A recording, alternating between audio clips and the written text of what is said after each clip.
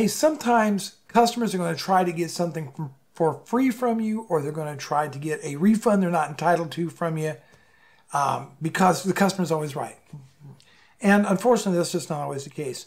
Have you ever heard the expression, buyers are liars? Well, there is some truth to that. Now, it's no small stretch of imagination to believe that when a customer feels that they're entitled to something, they may bend the truth or what happened a little bit in their favor when negotiating. I get that, and that's pretty common. But sometimes there's just blatant, outright falsehoods. And what we're talking about today is if you're in the business world, how do you deal with that type of customer? And so the best way to do that is, I'll just give you a little background on a story that's personally happened to me just here recently. Earlier this year, in the spring, a customer who had a software product that was malfunctioning. They had it for many years. And suddenly it just wasn't working properly.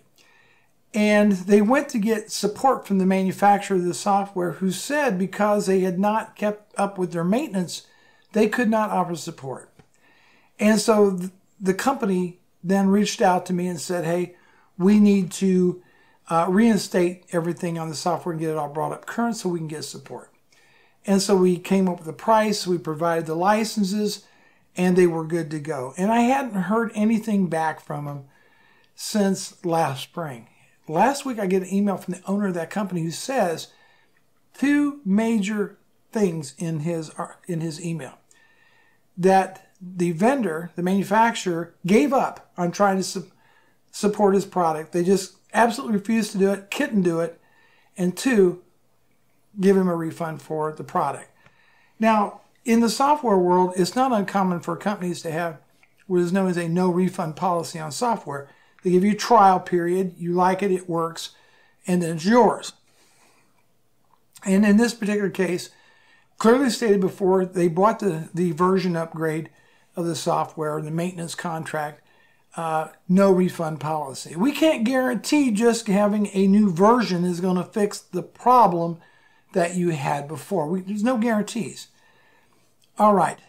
All this time goes by, and apparently this customer had been in contact with support and became unhappy with trying to figure out what was going on, and gave the manufacturer a date certain that says, look, if you don't have a solution to my problem by this date, we're going to go with something else. And tech support said, hey, we're sorry you feel that way. We're trying all these different things.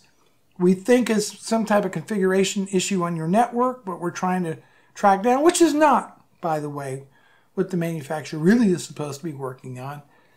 And then in turn, the customer then asked the manufacturer for a refund, who said, you need to go back through me. Wow, that's pretty heavy duty. So I asked the customer, when I got this Clearblue email, fine, can you send me any documentation?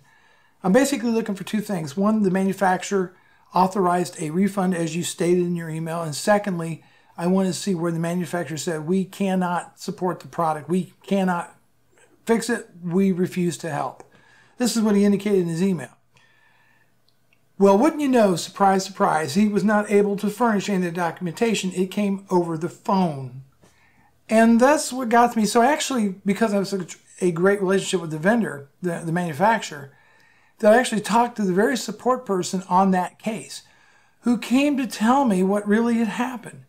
And that is that the software was working properly up until early this year, when they started getting errors with it.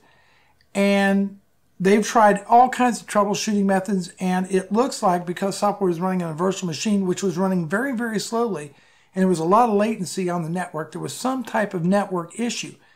Now, the customer claims that they had experts in to look at their network and couldn't find anything wrong.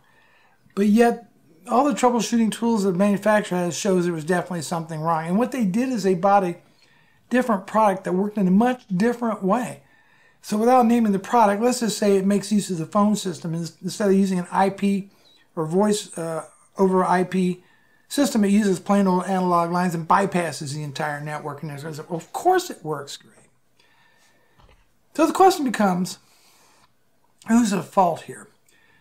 Well, the reality is, in my opinion, it is the end user, because the issue occurred before the maintenance contract. There's no guarantee that you can fix software, especially because it could be something on the server, the virtual machine. It could be a lot of different things. But the bottom line is the customer was less than honest with me, because the manufacturer never promised a refund. They were willing to keep working with. They have went above and beyond the Call of Duty to try to isolate the problems on his network that is not related to the software, nor is he entitled to a refund.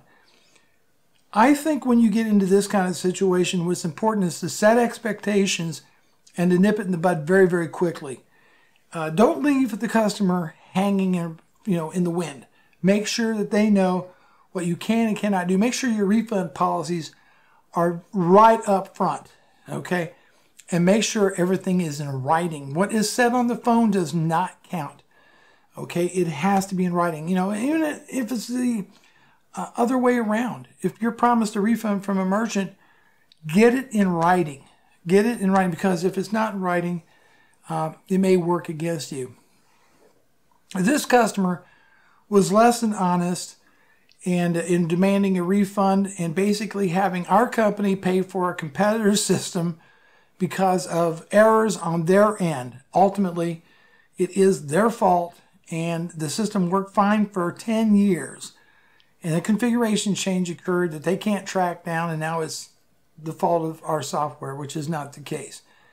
So yeah, buyers can be liars. And I do understand what they're coming from. I understand their frustration, but you can't always fix everything on somebody's network remotely. That's not what we're doing here. We're actually supporting a particular software product and not the entire network infrastructure for free. Right? We're just not going to do that. So, yeah, just thought I would share that.